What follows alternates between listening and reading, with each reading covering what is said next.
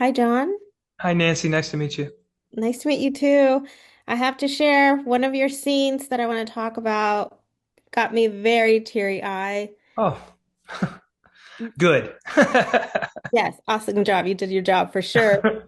But the one where we would see in the series like Amanda's character kind of like strong and kind of holding it together. But there was that break point with your character.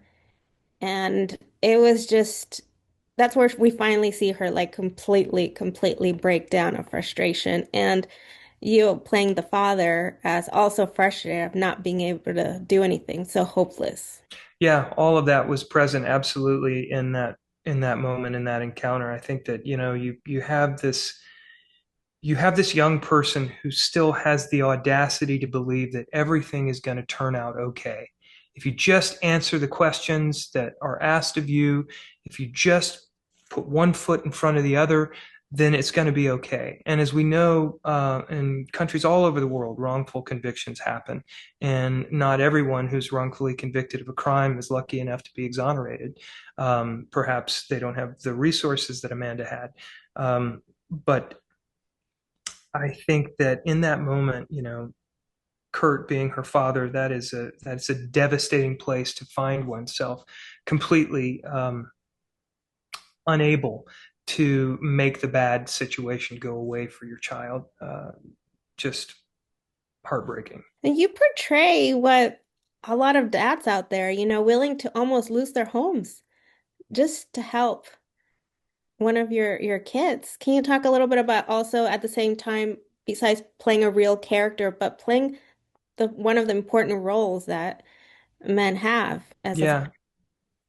Well, I think that I can, I can tell you that the most important thing that I have ever been a part of is the life of my children. And I know that the same is true of Etta, and the same is true of Kurt. Um, and the same is true of Chris Mellis as well, who also was a constant presence throughout. Um, so I think that it's wonderful to see parents depicted doing everything they can, sort of fighting against the tide to save their children.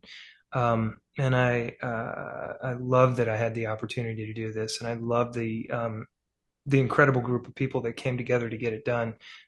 Warren Littlefield, who I had gotten to work with on Dope Sick a few years back, and also obviously KJ Steinberg, our showrunner, who this whole thing was exhaustively researched. And talk about a resource. And Amanda was there throughout to offer one-on-one feedback on all of this stuff and the people that we were portraying. So everything kind of came into place for us to really tell a very challenging story in a beautiful way, I felt. For that particular scene I mentioned, the breakdown, did you have a chance to talk to Amanda and discuss that moment, one of the moments that she probably had with her father in those four walls? Yes, we had a lot of interactions about that, and I think that's kind of what it was. What we were talking about a minute ago, how you know she was a child who never got in trouble. She was a theater geek. She was funny. She did well in soccer and in school, and she found herself in this incredible, unbelievably horrible situation. And I think she had tried to maintain positivity. And every time she had an opportunity to see the press about her, they're painting her as this horrible individual. And she's trying to be positive, and she's trying to believe that the narrative will be shifted in her favor. And it just, I think, like you said, you reach a breaking point and you just can't do it anymore. Um, and that was that moment for her. Well, thank you so much, John, for your time. Of Congratulations. course. Thanks very much, Nancy. Nice to meet you. Likewise. Bye-bye.